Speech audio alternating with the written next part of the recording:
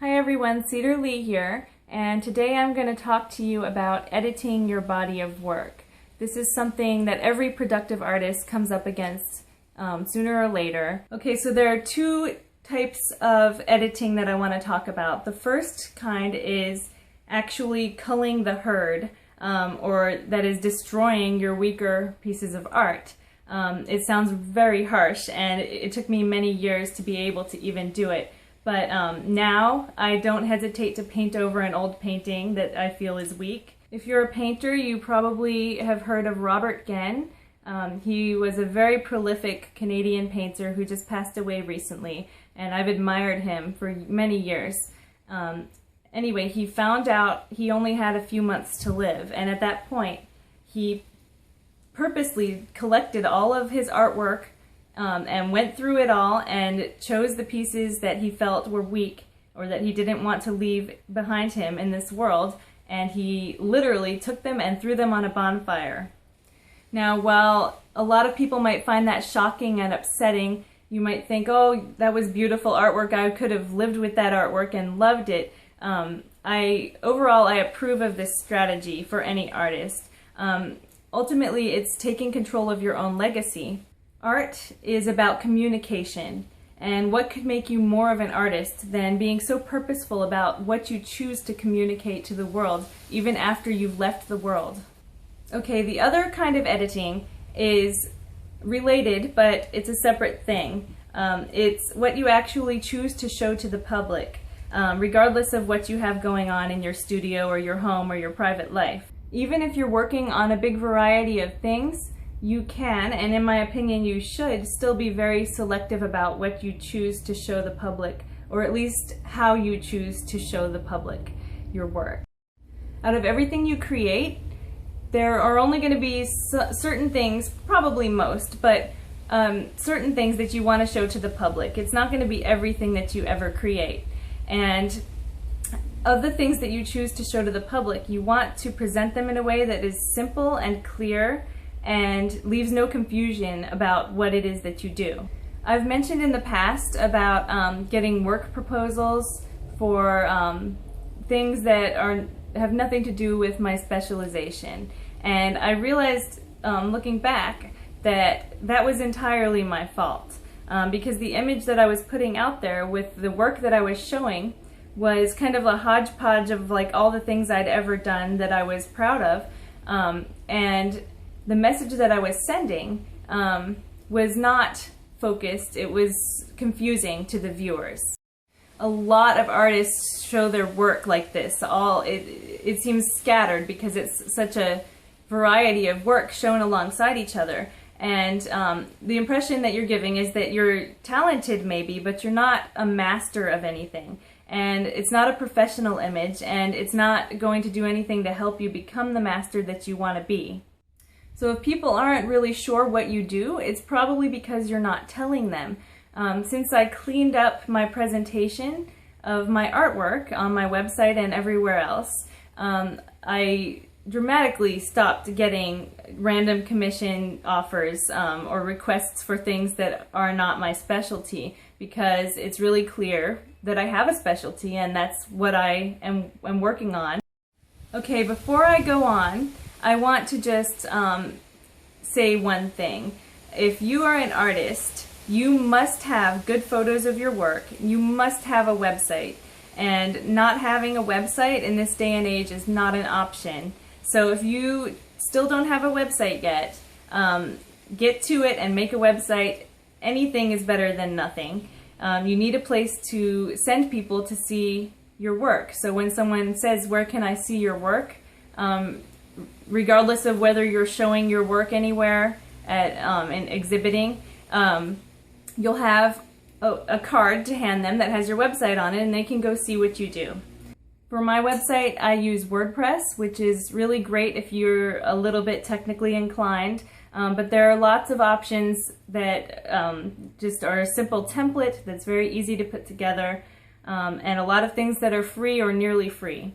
So there's no excuse. Go make a website right now if you haven't yet. Okay, moving on. Now I want to talk about how to display your work on your website. I have my main or my current my primary body of work, the thing that I want to be known for right now, is on the main page of my website. And then I also have an archives page that has all the work I've done in the past that I also would like to show people, but I want to make it clear that that's not what I'm working on right now, and it's not my primary focus. And even on my archives page, I have all of the work divided into categories of paintings, and arranged in a way that visually reads easily and makes sense to the viewer and looks professional and put together. You can have more than one current body of work that you're showing to the public. I do, and it's perfectly fine, but you want to be smart about the way that you do it. And for each body of work that you have that goes together, think of it as like a unit, like the body of work is one thing. You're going to want to have a separate gallery on your website, maybe even like a separate page of your website. And if the two or more bodies of work are very different from each other, like totally different styles or completely different mediums, you might even want to consider having separate websites for your different bodies of work. The fun thing about doing things this way is over time you come to think of your different bodies of work as works of art in themselves. You get to make all of these decisions, like removing a piece that doesn't serve the whole, or choosing which things to put beside other things for maximum impact. And if that sounds familiar, it's because it's the same or a very similar process that we use as artists when we're working in the studio. This can also help you craft a more powerful and meaningful artist statement. When you work in a series over time and you see that series or body of work coming together, instead of, most artist statements that I've read out there are, use very vague words, and I've written some very vague artist statements in the past too, about beauty and wonder and how art is our higher purpose and all of that universal stuff that applies to all of us.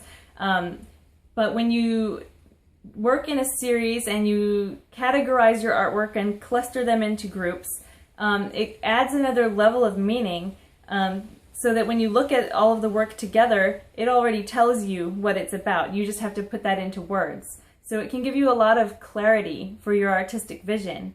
So if you haven't made, like 400 pieces of art like I have, and a lot of people haven't yet, you might have a difficult time doing this because you just don't have enough work yet to put together into a cohesive and primary body of work. So check out my other video on creating a consistent body of work. So when I'm talking about all of these things, I'm talking about the long term. Your work is going to grow and change over time, and it's 10 years from now, it may not look anything like what it looks like now, and that's normal. It's part of the process. It changes over a lifetime though. So take the long view. You can ask yourself, what is my highest calling in my work right now? What is the greatest meaning in my work right now? And what is my biggest passion right now? And then you can take that answer and expand it and focus on it, and you can commit to it. The greatest growth, and in my experience, the largest strides that I have made in my work was when I was making the biggest commitment. Committing to a body of work, committing to a series, committing to try and portray a certain meaning in what I was creating. Besides all of that great stuff, if you have professional aspirations to exhibit and sell your artwork, presenting things in this way, consistently, clearly, can make your life way easier. This will ensure that you're ready to hang your work in an exhibit at the drop of a hat. If you have all of your artwork divided clearly into categories and presented that way publicly, opportunities will come your way. People will see what you do, and that will stick in their mind, and before you know it, people will be coming up to you and saying, "Oh, I love what you've done with this group of work. I've loved what you've done with that group of work." And it just gives people an easy way to read all of the meaning that you're putting out there. Whenever I bring up these kinds of ideas about purposefully editing or creating a cohesive body of work, marketing it that way, showing it that way. I always get some naysayers who will try to claim that, you know, by doing things that way, it makes you fake, it makes you disingenuous, it makes you not as much of a real artist or not true to your own vision. Of course, none of that is true. I think what people are turned off by is the marketing behind this, that if you're marketing your work, you're commoditizing it, and then you run the risk of catering to the market instead of to your inner vision. And I get that, but if you're selling your work professionally, effective marketing is a big part of that, and you can't neglect that part. But besides that, there is nothing fake about editing your body of work. Not choosing to show all of yourself doesn't make you fake. The parts that you're showing are real, and the way I think of it is that the parts that you're choosing to show are the core of your message. It's the real meaning behind your work, but undiluted and pure and more relevant and more true than if you had just put everything out there for everybody to see. You are under no obligation to show every small success and every dead-end failure and every little thing that ever comes out of your studio. You wouldn't publish a book without editing it first, and this is the same thing. It goes without saying that there's always a lot more to a person, to any artist, than what they publicize to the world in the form of their work. Nobody would surmise otherwise. In the age of the internet, it's just common sense to choose what you show. Everybody knows that if you share personal relationship drama publicly, or if you post pictures of yourself drunk or something very embarrassing, that it can be a really bad idea, and it can hurt your public image, and it can limit your job prospects, because when people Google your name, that's what comes up.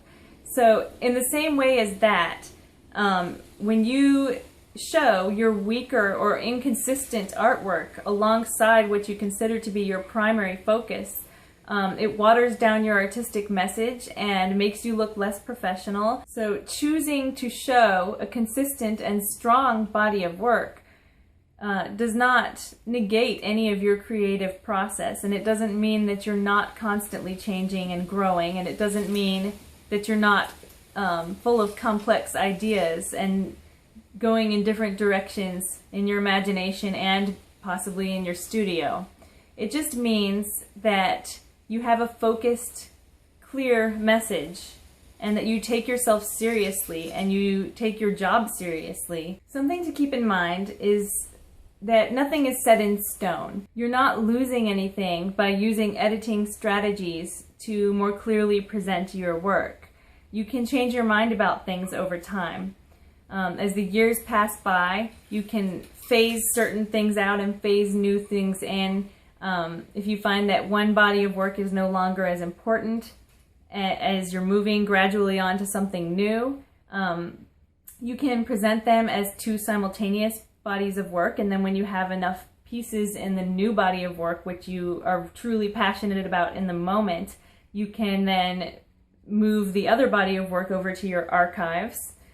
There are lots of options for how to do this, and you don't have to be limited by it per se. You just are being intentional about the way you present what you're doing. You can still do a lot of things.